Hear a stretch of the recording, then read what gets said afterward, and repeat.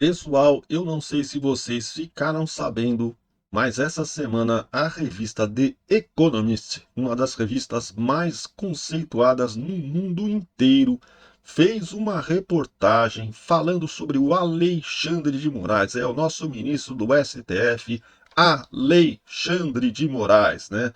O famoso cabeça de ovo, né? Conhecido aí vulgarmente como Xandão. Pois é, ele foi alvo aí de uma reportagem mostrando toda a sua postura e as suas atitudes ditatoriais, né? E a reportagem mostra que ele está exercendo um poder maior do que deveria exercer, né? E que está agindo de uma forma ditatorial e perseguindo adversários políticos. Eu já havia feito um vídeo mostrando a Globo News falando mal, descendo a lenha ali sobre o Alexandre de Moraes. Eu fiz esse vídeo essa semana, 2 ou 3 dias atrás.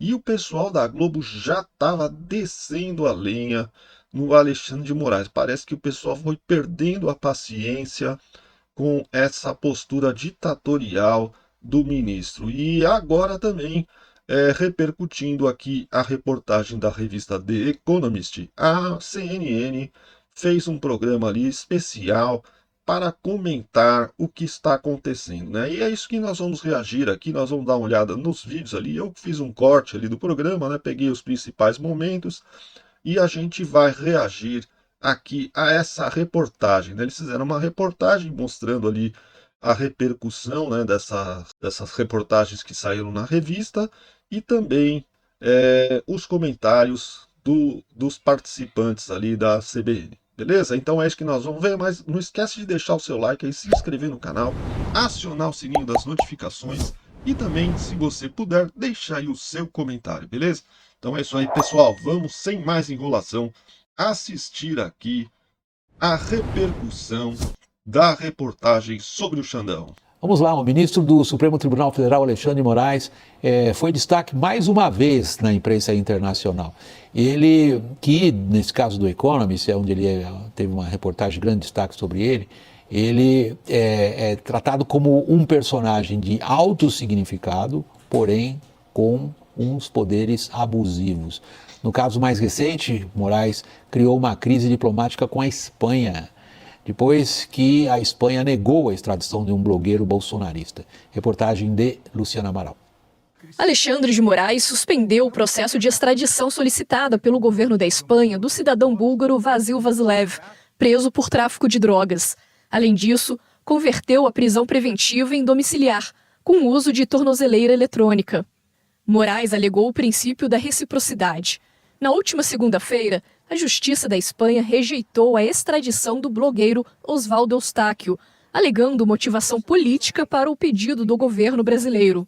O ambiente de decisões do Supremo perante grupos ligados a Jair Bolsonaro também foi considerado pelos espanhóis. Decisões como essa se somam a outras recentes tomadas por Moraes, que tem chamado a atenção da imprensa internacional. Nesta semana, a revista britânica The Economist publicou 2 textos com críticas ao Supremo e especialmente a Moraes. Uma das reportagens diz que a democracia no Brasil vem sofrendo diante do que chama de políticos podres, corruptos, mas também endereça o que enxerga como... Botaram lá o velhinho da picanha, né? O cara condenado em 3 instâncias, botaram ele para ser presidente da República, esperava o quê? Que não fosse ter corrupção? Outro problema: juízes com excesso de poder.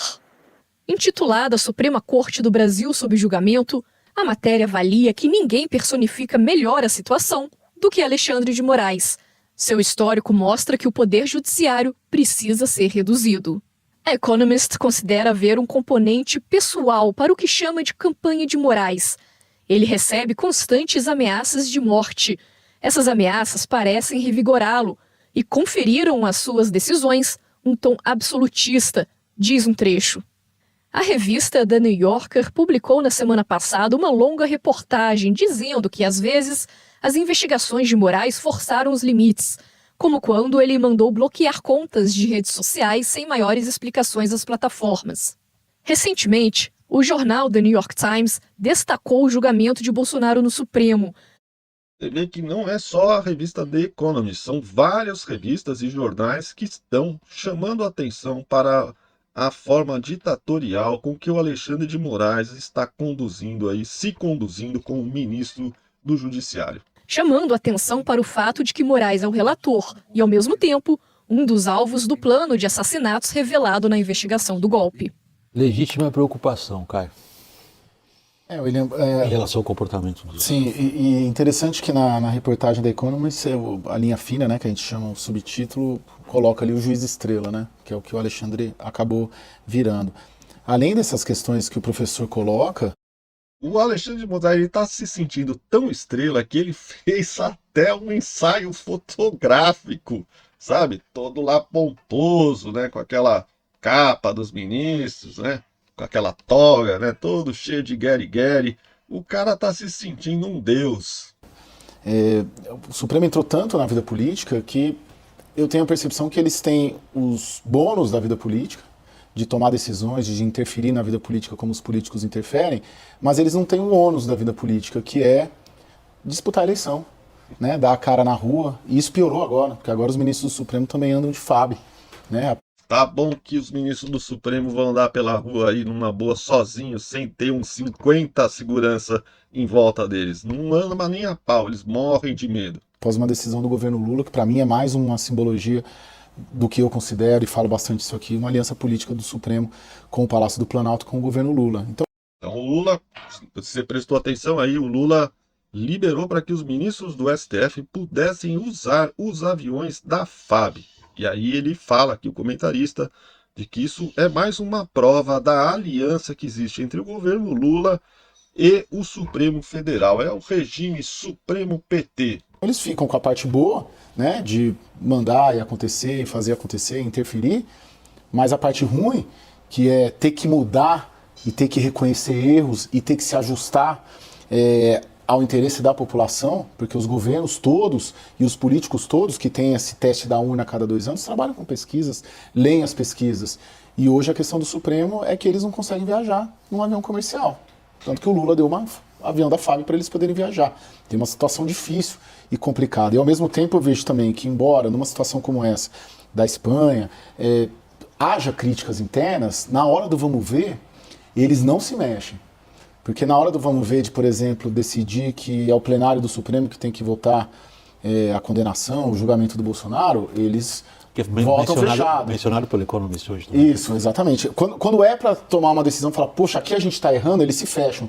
Porque o poder é tão grande e o poder é bom para quem o exerce, no caso eles, sem capacidade recursal, seja pelo voto como pelos políticos, seja para cima na nossa hierarquia política, que não tem recurso, acima do Supremo não tem nada.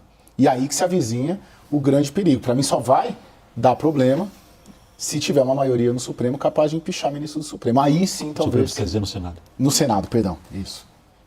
Tá dizendo aí que somente a partir de 2026 que o Senado provavelmente vai ter uma maioria de direita e aí sim vai ter condição de empichar um ministro do STF. Por enquanto não tem a menor chance, já que o Davi Alcolumbre já se declarou contra qualquer tipo de processo nesse sentido, né? Impeachment de ministro do STF é coisa que não passa na cabeça dele, até porque provavelmente ele está envolvido com o sistema e sabe aquela coisa, né, do rabo que fica preso ali na porta, né? Então, o rabinho dele tá meio presinho ali, não tem como passar, sabe? Então, ele não vai deixar se encaminhar um impeachment de ministro do STF de forma nenhuma.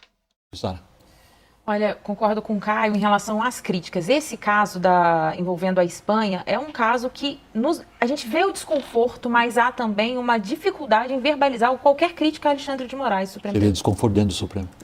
Dentro do Supremo e dentro do governo também, trago até dentro da área diplomática, porque muitos veem uma invasão. Ele pediu explicações para a embaixadora da Espanha no Brasil, que isso é uma delegação, uma prerrogativa da diplomacia brasileira. Então, vem ele ultrapassando um limite razoável. Mas, como disse o Caio, citando justamente todos esses julgamentos que ainda estão por vir, tudo isso a gente vê as críticas muito contidas. Tem, dentro do Supremo Tribunal Federal, há um ensaio de alguma discordância, mas para fora há muito uma coesão, fazem questão ainda de mostrar essa coesão. Eu não sei até quando. Aí a descrição que o Oscar Vilhena acabou de fazer, Caio, ela é exatamente a questão dos poderes no Brasil. Sim. Quer dizer, por favor, Oscar, se você estiver em desacordo da maneira como eu resumo o seu pensamento, você me corrija.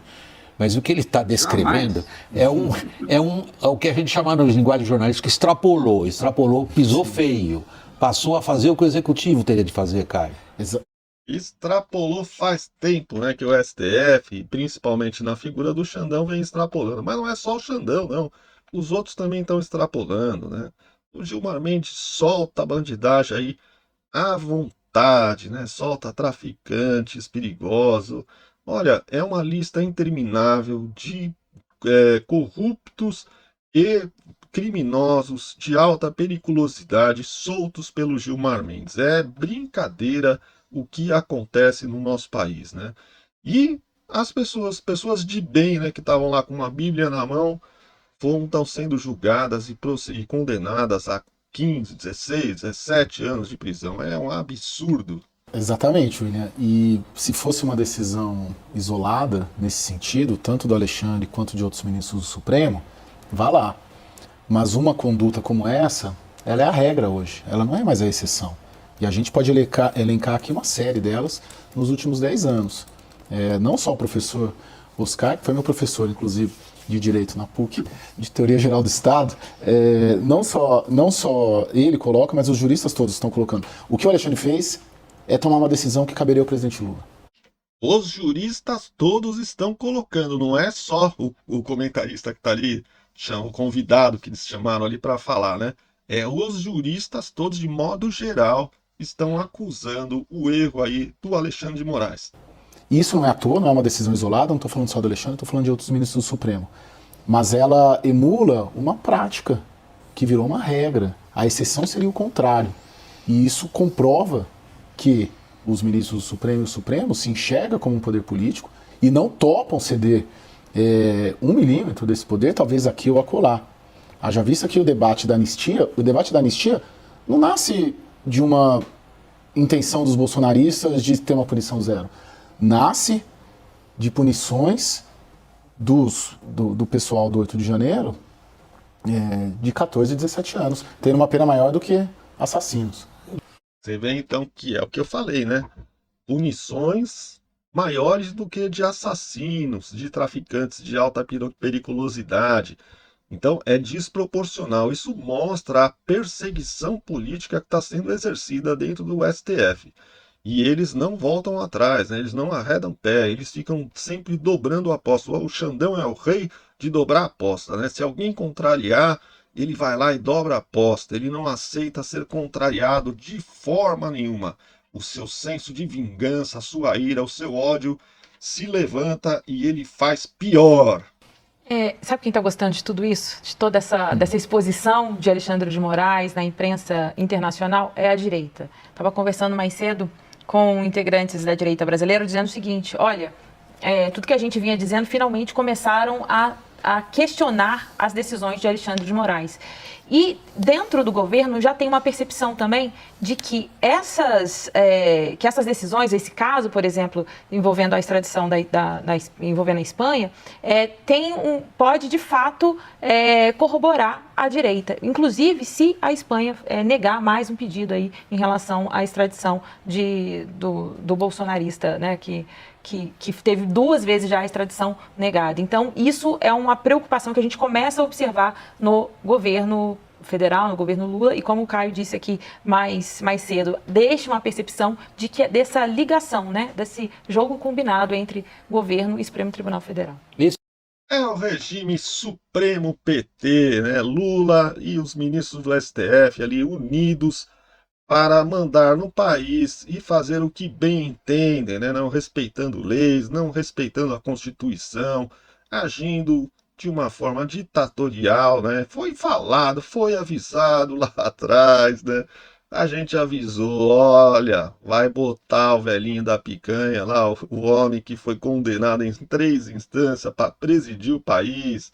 Não vai dar certo, gente. Então, eu acho que é o momento, Caio, estou de acordo com você, de que o Supremo busque recuperar a sua autoridade. E fazê-lo depende. Presta atenção no que ele está falando. Chegou a hora do Supremo retomar a sua autoridade. E para fazê-lo, presta atenção no que ele vai falar. Depende, sobretudo, de demonstrar imparcialidade, objetividade e rigor na construção das suas decisões judiciais.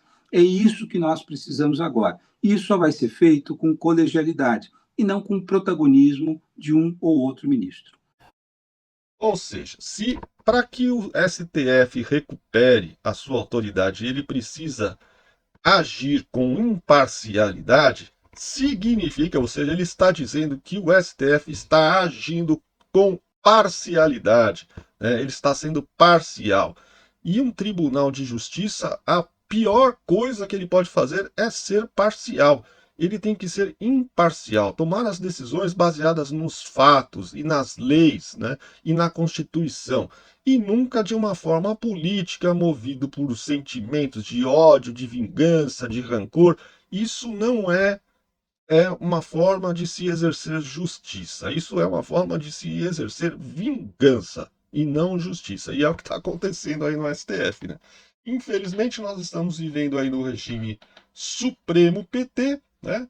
Foi avisado, não vai dar certo, vão botar o velhinho corrupto lá, condenado em 3 instâncias, patrocinou o maior escândalo de corrupção da história do mundo. Nunca houve na história do mundo, parafraseando o próprio Lula, né? Nunca antes houve na história do mundo um escândalo de corrupção tão gigante quanto o escândalo da Lava Jato, né? O escândalo do Petrolão, aí, descoberto pela Lava Jato, né? E agora mesmo, né, o Lula aceitou trazer aqui a extradição aí da ex-presidente lá do Peru para o Brasil, né? Ele aceitou trazer ela para cá, acobertando ela, e ela é uma das envolvidas no escândalo do Petrolão, tá? Da Odebrecht, né? A Odebrecht, na época do Petrolão, ela se ramificou para todos esses países envolvidos com o PT, né? Todos os de esquerda, né? Então fizeram metrô na Venezuela, fizeram porto em Cuba, fizeram obras em Angola, fizeram obras no Peru. E todos esses esquemas tinham corrupção, né? Todos esses esquemas foram descoberta a corrupção. E aí agora ela foi pega, essa ex-presidente do Peru. Porém, o Lula resolveu acobertá-la, trazendo-a para o Brasil para que ela não seja. O Lula está dando asilo político para ela, para que ela não seja condenada. E a condenação vem exatamente do processo da Lava Jato, né? Que o STF tanto odeia, porque a Lava Jato estava chegando nos ministros do STF. Esse é que foi a questão. Essa é que foi a questão. Por que que tem toda essa orquestração contra o Sérgio Moro, contra o Dallagnol e contra a Lava Jato? Porque eles chegaram no STF e aí os ministros falaram: opa, aqui não, vamos acabar com essa festa. E aí de lá para cá eles resolveram trabalhar para destruir a Lava Jato. O Lula já era óbvio que ele queria destruir mesmo, né? Ele até falou que não sossegava enquanto não se vingasse aí do Sérgio Moro, né? Então, reconhecer os erros não é para essa gente do PT e nem do STF. Esse pessoal aí não tem esse perfil. Então é isso aí, pessoal. Eu espero que vocês tenham gostado do vídeo, né? Se vocês gostaram, aí deixe o seu like, se inscreva no canal, aciona o sininho das notificações e deixe o seu comentário aí, beleza? Então é isso aí, pessoal. Vou ficando por aqui, um grande abraço e que Deus possa cuidar e salvar o nosso país aí, beleza? Um grande abraço e tudo de bom.